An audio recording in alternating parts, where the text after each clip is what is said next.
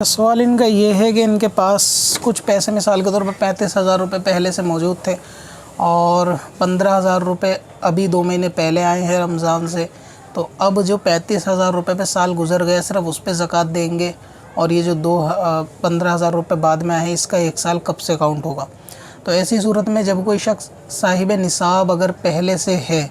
اور پہلے سے صاحب نصاب کے پاس جب زکوٰۃ کا ٹائم آنے کو ہوتا ہے قریب، اور اس دوران اس کے پاس جو بھی پیسہ آئے گا ان سب کے اوپر بھی زکوٰۃ ہاتھوں ہاتھ فوری طور سے واجب ہوتی ہے۔ مثلاً یہ کہ اگر کوئی شخص 35,000 روپے تھے اور 35,000 روپے کیش یا سونا چاندی ملا کے صاحب نصاب تک وہ پہنچ گیا، اور اب اس پہ 2 مہینے پہلے بھی جو کیش آئے گا تو اس کا الگ سے 1 سال کاؤنٹ نہیں ہوگا، بلکہ یہ فرسٹ ٹائم جب کوئی صاحب نصاب ہوتا ہے اس کا اصول ہوتا ہے کہ 1 سال گزر جائے، لیکن جب کوئی آلریڈی صاحب نصاب ہوتا ہے تو وہ تمام رقم جو زکوٰۃ ادا کرنے سے پہلے آئے گی سب پر جڑ کر زکوٰۃ نکالی جائے گی۔